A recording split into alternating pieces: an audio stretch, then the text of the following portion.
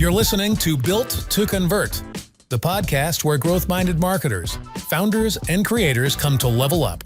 No hype, no guesswork, just bold insights that drive results. Let's go. Hey everyone, welcome back to Built to Convert. I'm Tyler Lane, founder of Session Interactive. On this show, we talk with growth-minded marketers, founders, and operators about how strategy, analytics, and execution come together to drive meaningful growth. Whether it's performance, marketing, digital experience, or agency leadership, we uncover what works in the real world. This episode is brought to you by Session Interactive, the agency built for brands that want smarter performance. From SEO and paid media to analytics and CRO, we help marketing teams turn data into direction and direction into growth. Learn more at sessioninteractive.com. All right, guys, today we've got Keith Scandone, co-founder and CEO of O3 World, a digital product and experience agency based in the great city of Philadelphia. Amazing place. Keith's leadership journey is unique, from acting and producing theater in LA to founding one of the region's most respected, innovation-driven agencies. Keith also has co-founded O3's annual Forge and 1682 conferences, helping shape Philly's digital innovation ecosystem. Mouthful there. Keith, it's great to see you. I appreciate your time. Thanks for joining us today. Absolutely, Tyler. Thanks for having me. Yeah, man, it's a pleasure, and it's good to see you. Hey, you know how we like to kind of start these off is just give us a little bit of background. You don't need to go through A to Z necessarily, but curious what you've been up to over the last couple of years, and highlighting. I always love your journey a bit about how you've the acting component now into the digital agency world. Talk a little bit about that. So you kind of mentioned the last couple of years, but I'll start a little further back and then get to the last couple of years and kind of how things have changed. I've had a very unorthodox path, obviously, to being a digital consulting CEO and founder. So as you mentioned, for coming out of college, for about 7 years, I lived in Los Angeles and pursued acting, and I did some acting and a variety of other things. I interviewed celebrities on the red carpet at junkets, so covered some pretty big premieres like The Matrix and Nice. others as well. I wrote a play that was produced, which probably actually was the real turning point for me, recognizing that I wanted to kind of get out of the entertainment industry. And I think the reason for that is it was a small theater company that produced the play. But ultimately, I really had to, as you alluded to, I had to produce the play. So I had to promote it. I had to do the set design. I had to get the director. I had to get the other actors. I was also an actor in it. And so really kind of played very much of a producer role, very much almost as a CEO role, very similar in that regard, kind of bringing all those talents together. And I was really good at that. The play itself was only average at best, but I did a good job. I did a good job promoting it, and it was always kind of like filled out and such. And so I just realized that the formula out there, while I loved the creative outlet, it's just the business side of entertainment is just really brutal, and there's really no formula to it whatsoever. And so therefore, I just kind of wanted to get out of that and do something different. So I came back to Philadelphia, which I was from the suburbs of Philadelphia growing up, but really started at scratch. I started from scratch, and I just had to kind of find my way. And so I pitched the convention center on a marketing idea, which they fortunately bought and hired me as a consultant for a few months to come up with a interesting concept that I had pitched them. And then while I was doing that, I'd kind of connected with some old friends from high school, and they were running a really small web design development company, but also an online entertainment city guide. And so I had experience writing and managing writers and kind of overseeing brand to a large degree. And so I came in to really help accelerate their brand and promote their brand and kind of take over their whole entire editorial staff and direction. But as I said, a small portion of them was actually web design and development. And so they would actually often charge for the web design development and then kind of give away the advertising for free on the site. And they were working with a lot of smaller brands. So I would say, a lot of like restaurants, bars, salons, things of that nature. But I said, this is a great concept. And so we're going back now, Tyler, 22 years. So Sure. Yeah. This is really kind of, just on the cusp of really kind of digital at that point. Still, it was in the world where we still had full service ad agencies. And so web development was still something new. Content management systems barely existed. So I thought there was an opportunity for them to scale and go after more enterprise kind of organizations, but they kind of liked the spot that they were in. So I partnered with two other guys. They each had their own businesses. One was a technologist, developer, and the other one was a designer. And that's where O3, came from. And I was kind of the marketing, sales, and account side, and then design and technology, and the three partners. And we, started out actually as a brand communications company that leaned heavily into digital. So we did a lot of identity development, but then we would build, websites. We had our own content management system. So again, like before the rise of open source and WordPress at that time. So it was a really unique kind of positioning and opportunity at that point. We worked with a lot of advertising agencies and that would, didn't understand what we did. So they would kind of pass work off to us. And that also kind of planted a seed for me in general about the real value of kind of strategic complementary partnerships, which, I know is important to you. And we can kind of talk about that, a little bit more detail. So, fast forward now, we've had the company just celebrated 20 years. Awesome. We're still, we're still a boutique brand. We're still sub 50 people, but, things have morphed and changed over the years. As I said, we were brand communications for a few years. And then we went exclusively into digital and moved away from all kind of graphic design and branding, and it just became a digital agency. And then probably about 12, 13 years ago, became a digital product agency. We really just wanted to focus like on that, thinking about bringing products to market.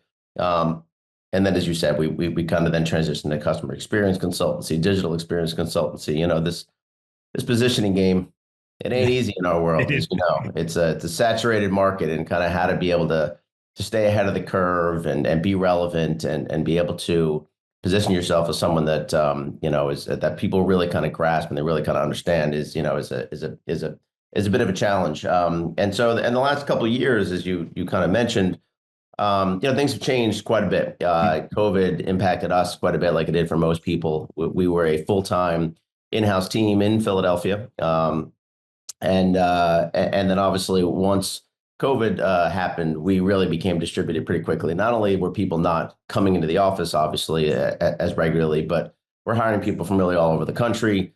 We then built out a couple of offshore teams. We then, kind of shifted a little bit to a model from full-time and contractors. So there's been a lot of that that has changed our cultural identity, quite considerably, let alone kind of the framework and structure of our business over the last couple of years. Yeah, pretty impressive.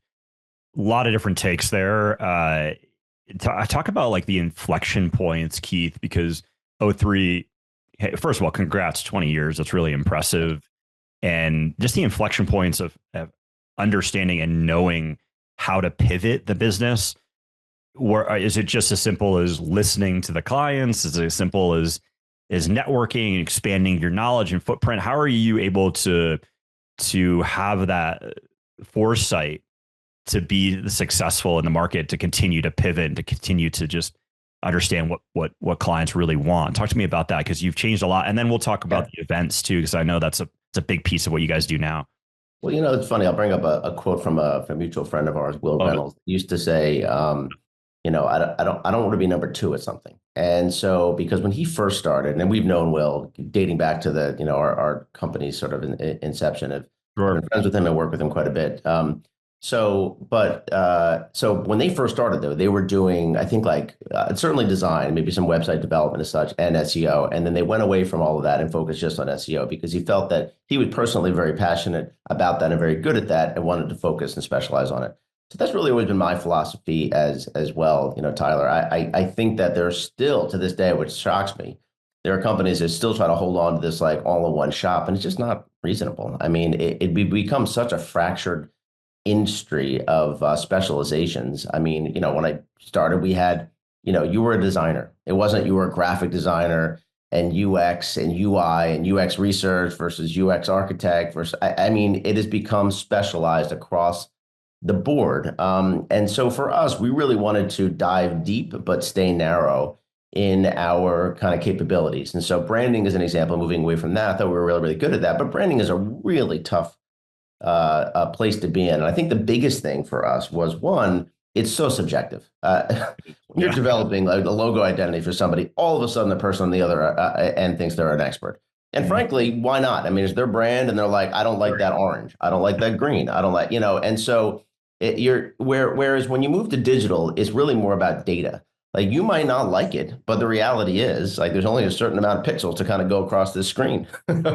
Or, there's the navigation kind of works a certain way and you're able to do kind of like surveys and heat mapping and testing and understanding how people are actually using it. So there's qualitative and quantitative kind of results, which certainly obviously you're, very familiar with in your role in your line of business as well. So I think there was that going from branding to digital. That came pretty obvious and clear to us. But what's interesting is at that point, because this is 2008, so this is when the recession hit, and it hit us just like it hit everybody else. And we were a very small company at that time anyway. We'd only been in business a few years, and we actually parted ways with our business partner, or mutually kind of parted ways on the technology side. That was a big inflection point because Mike Gatsby, my partner then and still now, we had to really look at it as like maybe we'll be just a branding firm, just a design focused firm at that point. Whereas, we agreed that the technology component is still extraordinarily unique. And to be able to marry the two is very unique. Even to this day, you have like technology firms and you have design agencies. You really rarely see ones that know how to do both well. And so the engineering and design capability have always been very balanced, back then. And even though we moved away from kind of the engineering partner, we still, have continued to hire leadership on that side. So that was a big inflection point. I'm certainly very glad that we stuck with technology, even though that, partner parted ways with that partner. That was a big inflection point. Another one was that, we were, as I said, probably roughly 12, 13 years ago, we became a digital product agency. At that time, there was a couple of things. Number one, websites became commoditized, and they still sort of are to a degree. Now there is enterprise websites that we still work with and playing in that world from time to time. And I do think that's a extra level of kind of sophistication, customization, integration work, everything else. But ultimately, it became sort of a commoditized space. Whereas the idea of taking, it's almost a startup mentality inside an enterprise organization, I found and still find fascinating. So whereas these big organizations that want to pivot and do something different, and they realize that there's an opportunity within their client base that they're not capitalizing on. And so that's where the digital product kind of idea that we're going to go inside these large organizations and we're going to treat it sort of like a startup idea and doing kind of like market research and positioning and pricing strategies, and then work with them on building a prototype MVP, go to market and be part of that product team. And that had worked for us for very, very well for many, many years, and still does to a degree. Some of those opportunities are, few and far between, and obviously a variety of different reasons for that. Some people have brought those capabilities in-house, et cetera. At that same time, though, we made a really, really pivotal decision. And so we had our own content management system. And so with that, we hosted several websites for these small companies that we had done work for. But the reality is that it may have been like 70 clients total or so that were on this system. But realize, Tyler, I had to be very kind of like honest with ourselves. Like these clients aren't going to be the ones to get us from here to there. They just didn't, they were used to spending not very much money on the upfront work or the maintenance work, or just frankly, just kind of growth opportunities. And so we actually moved on from all of them and spoke with them individually and helped them transition to potentially maybe a smaller partner that can help them with WordPress, or, gave them some time, obviously, to move off or find their other solution, new solutions. Or if they were open to kind of scaling with us, great, but there wasn't that many of them. But so we had taken a lot of recurring revenue off the table, but really felt it was important for us to now treat ourselves as that we were going to be a solution for enterprise organizations, not just for small companies. That was a really big change for us. The other thing that we did around the same time is, we all suffer from, I think, we all loathe the idea of just project work. We all want to be sort of, retainer engaged shops. And I think for a variety of reasons, it's certainly not just financial. I think you really want to make a meaningful impact over a long period of time.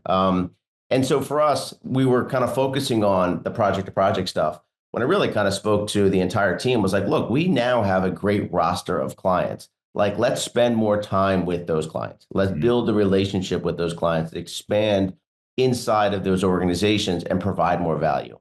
And that to this day has really been, I'd say kind of the hallmark of O3, or what I'd like to say is the hallmark. I think that, going going hybrid has impacted that, to a degree, which we can talk about. But that was the huge inflection point for us to kind of look at things that way.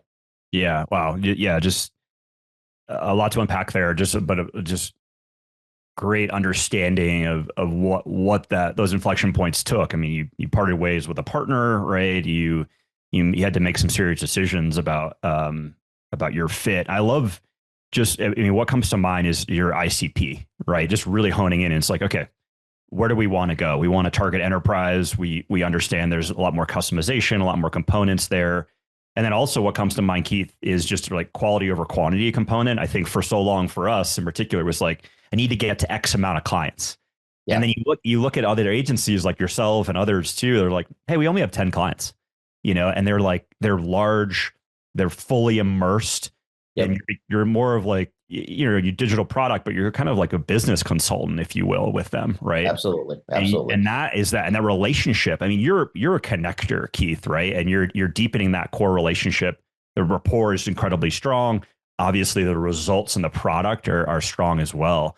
So that really comes to mind for me. And then one last point, full service, right? Remember, I always was bizarre. I'm like, you're a full service agency. You literally do everything. It's like we do traditional, right. We do digital website. Oh, we'll be able to do a website. And it was always kind of that jack of all trades, master of none mentality. I was like, yep. You can't possibly do everything really well. It's impossible, right? You can't. And, I don't, this is something I've struggled with a lot over the years. Sure. As a business owner myself, I mean, I just don't understand why you're being so inauthentic to the marketplace, to your clients, and frankly, to your team. I mean, I understand the need, obviously, to get business. I mean, of course, we all want to have that. But the reality is, I mean, I think it's just really important to stay true to yourself and be honest. I mean, you're just not good at some of these things. And we still see it, Tyler. I'm sure you see it. I mean, all the time. And again, we don't do SEO. I mean, we work with people like you that do SEO. Sure. We understand SEO quite well. So that's why we can work well and partner, or branding firms, or frankly, technology firms. I think all of these experiences have helped us be complementary partners, either internally to teams. Let's say we're building a digital product. Oftentimes they have an engineering team. Sure. Even if they want us to do a product audit and change out the entire, user flow and user interface. The fact that we know what that cadence and conversation looks like with the engineering team makes us more valuable than a design agency that basically just looks at things in kind of a waterfall approach. Like, I'm going to design some stuff. I don't know if you can build it. I don't know if the features make sense, but hey, it looks good. So it's like, so I think that helps us with other technology firms. We understand what they're selling and we understand what they're doing, and we can kind of play in our lane. Same thing if a branding or design firm, work with us, we can do that. SEO, as I said, we know SEO very, very well. We don't do any campaigns. It's not something we've chosen to do ever, but we're hired by senior marketing executives. Obviously, and part of that is so for example, you're getting traffic there. It's our collective job to make sure it converts. So there is a lot of the complementary pieces to it. It's just so we're comfortable kind of being in our lane. I think to your point, where we really kind of stand out is while we're small, we really do try to be consultative. We don't do that. Maybe we can do 80% of what you're asking for, but we can go find somebody else to do the rest of it. And we've also not been the kind of company that white labels it. I mean, I would introduce, you or another partner directly to the client, be like, look, you work out the deal with them, and you figure it out. And we're just basically introducing you and you kind of make the determination. I think that's really valuable. I do understand, obviously, clients want the, kind of one throat to choke kind of mentality. It's like, if there's a problem, I know I can go to one organization versus five. I think it's a little lazy, honestly, just because the reality is it's just really, really hard. Just find a couple or two or three that work really, really well together, and you have somebody inside the client that knows how to navigate and manage all those partners. It's key. I know it's hard, but any of this stuff is hard. Any of these really, really large builds are going to be challenging. So I think it's having the right partners is important. And I think clients are, at this 2025, right? And for so long, it felt like partners or clients wanted that, one throat to choke component. And they wanted just we don't care if you white label, or maybe we do care if you white label, but we don't want to know about it, right? Yeah. And nowadays it feels much more common that, hey, O3 wants to we're staying in our lane. we recognize we're good at that. We're not great at it, right? Yep. And we have a partner that we endorse that can really improve our process and layer on things nicely. You have your own separate engagement with them, but ultimately they work cohesively. Yeah, I think where I see it's worked or conversely has not worked is that if a client has multiple partners, which again, I'm obviously endorsing, I think it's really important that they bring those partners together. Yes. Whereas I think too often what happens is, and we've seen this, regularly, and even to this day, it's like an SEO partner, for example, tells the client, you should go do this with this product. And then the client tells us, go do this. And I'm like, that doesn't make sense. And so the client's kind of stuck in the middle here. It's like, why don't you just let us have regular calls to understand why are they recommending this? So you have the best minds working together for the end solution instead of like they're kind of like sort of fighting passive aggressively through a client contact. So I think that actually makes the most sense, but I don't know why it doesn't happen as often as I believe it. I believe it should. And then honestly, and it puts the consultancies on their toes as well, which I don't think is a bad thing. I mean, I think that they should have be open to being sort of called out or having a constructive dialogue about what the proper solution is for the client. They shouldn't really be too siloed. But I do think that that happens a little too often. Yeah, and it's like there is that again. Seems more of that antiquated or archaic mentality of like we're going to own this and we don't care what other people are owning. It's like if a consultant or an agency is they're doing such an immense disservice themselves. If like you have the ability to immerse yourselves with these other brands, these other agencies, these other components, other consultants, whatever, to ensure you're benefiting the collective good, right, to the client. So that's not a great thing. Hey, let's switch gears here, Keith, quickly. Not only the inflection points component, I think it's a aspect of it, but one thing I really am impressed with you guys and not only your acumen around digital product and your foresight around AI and CRO and things like that, but also just the events component. Let's go over those. I know you've really pioneered and started some of those. And what was the reasoning and rationale around that? And talk to me kind of where the events stand today and what the core benefit has been to the audience. Yeah, absolutely. So one, I feel there is no other value better than an in-person connection. Mm-hmm. No one will convince me otherwise of that. Yeah. It's just, this is not about, producing work that sometimes actually is better served at home by yourself with no one around. But to really build a relationship, to build a connection, having shared experiences is a really, really big deal. And it goes much farther, I think, for all of us. If we look at our personal relationships, I mean, our strongest are the ones that we can build bonds with each other and experiences with one another.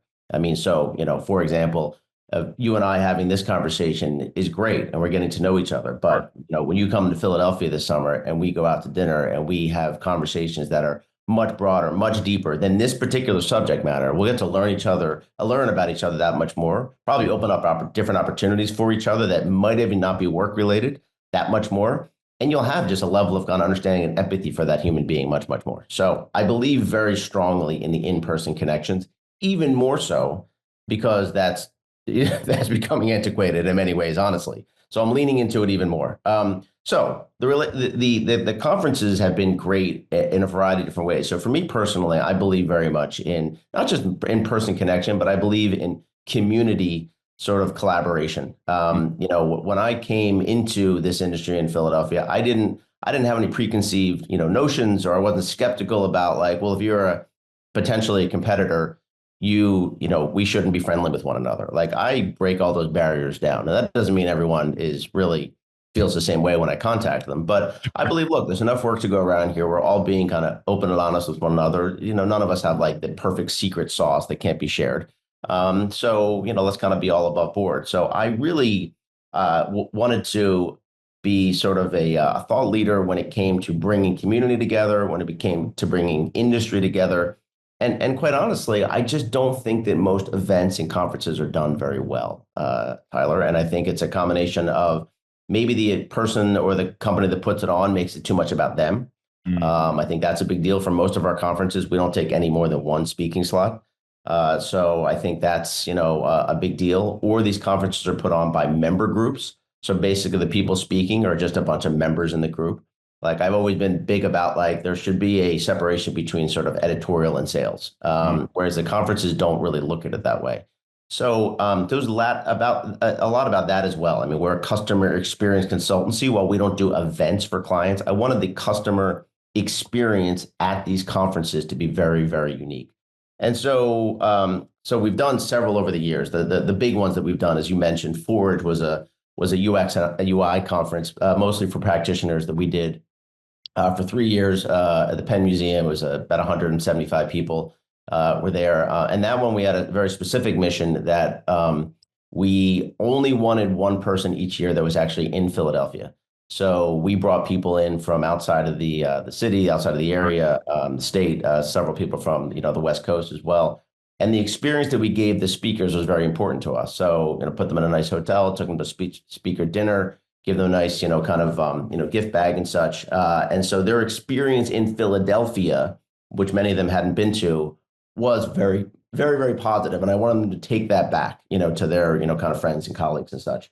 And then fast forward to 1682, which we did for the first time in 2019, which was more about the business of innovation. It was really about innovation programs. How do they start? Why do they fail? And so it was an invite-only event for senior level executives back in 2019. We brought it back last year. It was very successful, and then have a couple this year. So I just think it's really, really important getting the right people together. I think that's the big thing, Tyler. Like we work really hard about the speakers, the type of speakers. We don't want people that are just writing books on the book tour. We're not looking for speakers that have an ego, that they come in just for their time slot and leave. And really kind of look at it as there's almost an invisible line between the attendees and the speakers, meaning that the attendees are just as capable and competent as the speakers themselves, and either have been speakers in the past or certainly could be that day. So the real curation of the experience and the people and the content is a really, really big deal to us. Now, in the middle of that is certainly us. And so I hope that obviously clients and prospects and community organizers look at us and be like, hey, O3 knows a thing or two. They're really good at this, and this isn't even what they get paid to do. So maybe we should actually talk to them about the stuff they are very, very good at. So, obviously there's that thought leadership or that positioning or that prospecting aspect of it. But it's always been very important to us, and fortunately, I think quite successful for us. Such a novel concept, right? Meeting in real life, right? It's like let's be clear. It resonates with me too. Just if we have any senior level team members, it's a mandatory that we go through the hiring process, obviously, but there's before we make any decision, there's a breaking bread component, right? There's in person, let's really understand. There's only so much we can get for nonverbal communication on a Zoom call. Let's be very clear, Keith. Yeah. And I think that's just a beauty of I'm sure how you've worked it too with your clients, like the in-person components of how you can really start ideating and really understanding the temperature of that client too. Of, hey, what are your fears? What are your ambitions as it relates to this project, as it relates to personal goals, things like that. And you can dig deeper and get more out of that relationship. Absolutely. Yeah, you can. And you're certainly, whether you're walking into the conference room or walking out or grabbing lunch before, or after, again, you're just kind of building a rapport. You're getting to learn a little bit more about them. And by the way, this doesn't have to happen exclusively in person. I think that's sometimes kind of the assumption, like, well, all of our clients are in a different state and I'm not there, so I can't really take part in this. You can still build connections with people. You can still congratulate them on their 5-year anniversary. You can still, congratulate them on their promotion. When they're looking for a job, you can certainly reach out to them and see if you have some introductions to help them. I mean, there's other ways to build relationships and connections that are outside of, like, as you said, breaking bread, or sure, that's true. Or actually getting them in person. I mean, that's ideal, and I'll always think that's the most important, but it's not, the only way. And I think that's really the hang up that I think a lot of people have these days. It's like, well, since I'm not right there, it's not convenient. I really can't be, I can't really do that. There are other ways. Yeah, I agree. The other thing too, and I think this is a fault of all of us as kind of organizations on the services side. I think we have too many silos. It's like, oh, that's the account person's job. No, that's not the account person's job. Like Yeah, yeah. it's your job to like really understand and have and be empathetic of that person you're working with on the other end. Hmm. What's important to them? What's going to make them look good, internally? What's stressing them out? And you should be building a relationship with them. And also, the account person doesn't have the subject matter expertise that you might have in some of these other divisions. So I think that we've done a little bit of disservice to ourselves and in some regards to our clients by creating these silos. It's like the design team sticks together, the engineering team sticks together, the accounts team sticks together.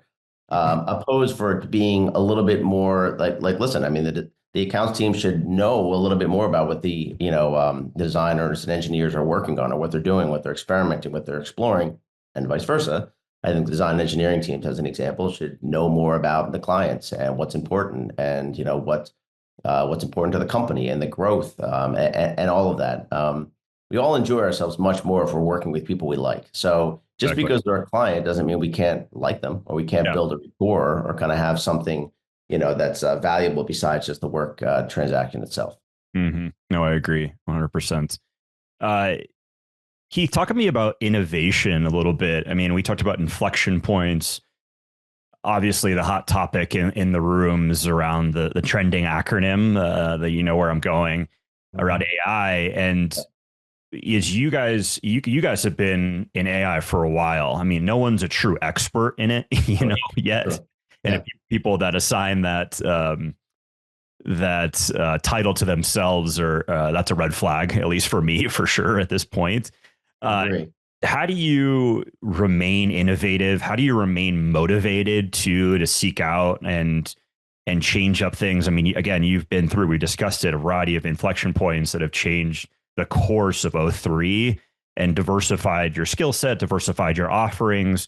What motivates you at the end of the day, and what to remain innovative, to remain relevant in this space that's changing so quickly? It is a challenge. You're absolutely right, and it's something that we really try to focus on quite a bit. And there's some positives and there's some pros and cons. From being innovative. The pros are that it's more enjoyable in many ways for the people that are working on it. I mean, we're curious how something works. We want to kind of experiment and explore it, and that's cool. You want to be on the cutting edge of things. I think all of us certainly do. And you want to kind of be, first or one of the first to market to be able to express that and experiment with your clients.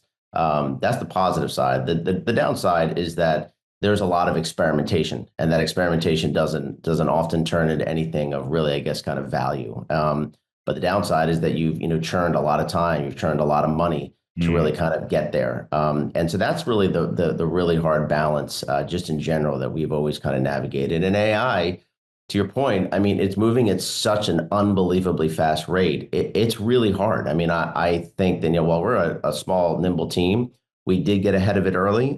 We've been fortunate that we're actually getting, quite a bit of opportunities around AI consulting strategy and, some prototyping and build work, which is awesome. And I think there's some real opportunity there, but there's also some real competition there. I mean, if you're looking at a basic SWOT analysis, how do you stay ahead and move at the same pace as some of these other organizations that, quite frankly, just have a lot more money and a lot more mm, resources to yeah. stay ahead, to experiment, to explore. So, I think you got to, just in general, like, what makes you as an organization unique? It's not that we know AI, it's that we're relationship oriented. It's that we're nimble. It's that, that we can be more adaptable and sort of opportunistic with opportunities and with our clients. The fact that you're really only working with an A team versus, a junior, maybe this, like, I'm talking more traditional consulting firm, maybe Mhm. a junior that comes in that doesn't really have the experience and the understanding, despite the high hourly rate. And so you really got to focus on that and know that, and try to lean into the fact that innovation is at your core, it's part of your philosophy. But it is an overused word, innovation, and certainly AI these days. It's really hard. I think, Tyler, I've always looked at this as like having like an 18-month business plan. It's Mm. like Yeah. you have to have goals for that year and then hopefully the year out as to where you're at and where you're going. But the reality is technology moves so damn fast, particularly now, that it's just really hard, especially as a small company, to have very strict, stringent goals beyond that. So if you have that mindset, it gives you the ability to constantly be flexible and, again, almost kind of opportunistic. Like, this is where we're going. Oh, this is a little bit of a diversion off that path, but this is really exciting. Let's kind of pull at that thread a little bit and kind of dive into this. But it is a constant balance, and we have tried it in a variety of different ways. Our own innovation teams, we had a ventures program where we invested money and some sweat equity into kind of new product ideas to kind of take to market. That's worked out to a varying degrees of kind of maybe success. Not exactly what I anticipated, but it's been a fun, experiment. It's a great question. I don't know there's a silver bullet answer. You do definitely need to be curious. You definitely need to be willing to kind of get off your mark every once in a while and be a little bit uncomfortable. But overall, I think really growth in general in the world comes from putting yourself in those uncomfortable situations. That's where you kind of get the most out of yourself and ultimately, ideas. It seems to me too, the rapport you've been able to build with your brands are going to allow you to a certain extent to test and allow it's like, hey, we don't have the answer necessarily here. We have the great foundation and we have a hypothesis. But with the rapport that you've built, it's so deep in that human connection. Hey, we're willing to allocate resources to you to test this out. And we know it's not 100% foolproof, maybe not even 50%, maybe even lower. Would you say that is a differentiator that you bring to the table, Keith? Because I'm curious about your ICP and kind of what enterprise buyers, like, what are they evaluating? Right. Or what are really the determination? Is it innovation? Is it rapport? Is it a mixture of all those? I think you kind of alluded to a lot of that already. Yeah, it's a good question. Again, this comes back to positioning, which is just so hard, as I said, for all of us, and we still absolutely do not have it figured out. I mean, this stuff, I like to say that we're kind of like, deep and narrow, and I really actually truly think we are. And the stuff that we say we do very, very well. It's still broad. It still sounds very, very broad. Yeah. So I say that there's a couple of things that resonate for clients with us. I'd say the AI stuff is working, honestly, because we can provide them a walk before you run option. And most organizations these days are in that mindset. They are excited, but mostly scared about the prospect of AI, or just intimidated, either for their own role or how it's going to impact their business or how it's going to impact their clients or the data or their bias and all of that comes into play.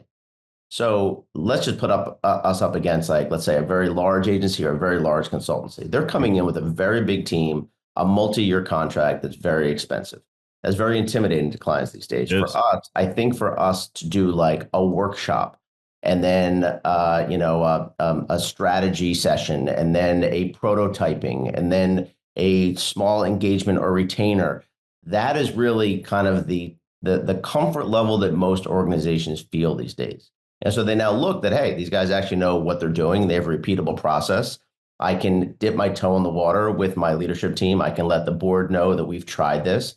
And then they can kind of scale and grow over time as they feel more comfortable. Now, that's why we're getting those deals. Now, I'll be honest, from a business standpoint, it's great to get those opportunities. They're not the biggest opportunities. So like that, I don't know how sustainable that model is unless they start getting a little bit more assertive and aggressive and confident with taking those, kind of products sort of to market.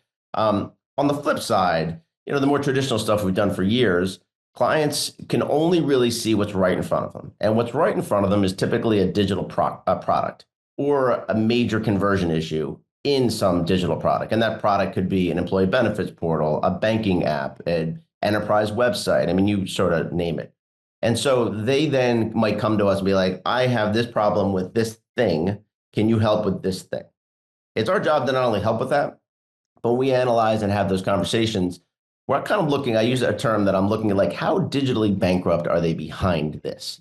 Love that. So Love that. Is this going to be like a one and done project, or can we navigate inside of this division or this company beyond that? And that's really where I think our true value is, because that's where the customer experience journey becomes really, really key. We might be working on this product, but how did that person get to this product? And where do they go after they leave this product? Mm-hmm. They're going to speak to somebody on the phone. They're going to go into the bank. They're going to go to maybe another digital property inside the organization. And I think that's really the nuanced differences that we provide to understand what that customer journey looks like and to try to create the consistency. And honestly, that comes back to our roots of being brand communications. Like the communications across all these brands needs to make sense and not be disorienting. But what I just described to you, that's when we've worked with a client for a few years. I mean, we've had some clients for 10 plus years. And because of that, we've been able to navigate several different departments and start, kind of working that model. But out of the gate, it's a hard thing because, as you know, you don't get that sort of that's oftentimes several different departments, several different leaders to be able to come together and agree on let's work with this firm on all of these things. And that just rarely happens. So it typically kind of comes almost property by property. Yeah, I love the roots back, just recognizing that. I mean, that's your foundation, right? The brand communication component. And yeah, maybe you're not doing nearly as much, but you're doing aspects of it and you're recognizing how crucial it still is. I remember me like coming up and being like, what's brand marketing, right? Yeah. What is that? And not understanding that. And as an SEO too, it's like, oh, we're focused on non-brand, if we're going to talk about it in that sense. And it's funny how that's becoming full circle now with LLMs and how like brand prominence is essential. Yep. It is essential, not only in the organization, making sure departments are talking to each other, et cetera, but just like making sure the brand is so prominent and has those trust signals, has the authenticity. Well, let's go back to the conferences for a second. Yeah, just please. like kind of glossed over. I mean, there's not many conference websites that are well designed either. I mean, so the fact that like our brand and our logo is super cool, that's because we have people internally that know how to do that very, very well. We don't get hired for that work because we kind of choose not to, but they're very, very good at it. The website that, and the experience is done very, very well. The swag or the, signage at the event is very, very thoughtful. There's not many design companies that are putting conferences on at this scale. So you might have the content's great, but it's at like some like crappy convention center, or that you can't really, get to the app and buy a ticket on your phone because it's broken, it doesn't make sense, it doesn't format properly. I mean, so that's like the extra hidden sauce that we do that, which typically, first of all, at that scale will cost a conference organizer a ton of money. But also it's part of like the curation of the entire experience of the event, from when you first find out about it to how you share it to then, kind of how you carry it through. And the name itself. I mean, 1682 is when Philadelphia was founded. So it's going back to innovation. It's going back to like community. And it's going back to the roots of being a Philadelphia-based company. Hell yeah. I always said if I wasn't I think where I'm going. If I wasn't a Patriots fan, I would be a Eagles fan. I've got a bunch of. You can't even say those two in the same sentence as fans. Yeah, exactly. Good old Philadelphia fans. And I love the city so much. So many cool memories there. And I love that, just the community aspect, Keith, that you guys endorse. Keith, I'll get you out of here. It's just been an awesome conversation. Just your takes, your career trajectory and the inflection points that we talked about a few different times. Really cool stuff. And of course, diversification into events and the thoughtful components around human interaction. Really impressive stuff. Keith, where can people interact and engage with you? The website, talk to me, are you on social? Where can people? Yeah, I mean, certainly always the website if they want to find out more. O3 World, the letter O3 World, which is a mistake that certainly is many people have made. No, listen, that's my fault. That's nobody else's. So o3world.com, the conference itself, 1682 conference.com. I'm on LinkedIn, Keith Scandone, or just always email me, keith@o3world.com. Love having conversations like this. I do a lot of official and unofficial kind of mentoring for business owners or just people kind of looking for insights. Or as you said, I like being a connector. If they're a good, progressively oriented, humble human being, I'm happy to meet with them. Love that. Yeah, that's the best way to reach me. Great stuff, Keith. Really appreciate your time, and I'll see you soon. Hopefully, in the next couple of months in Philly. Yeah, absolutely, man. Thank you. Thank you. Thanks for listening to Built to Convert. If you're serious about growth, don't just listen. Subscribe, leave a review, and follow us for new episodes that drop straight into your feed. Until next time, keep building.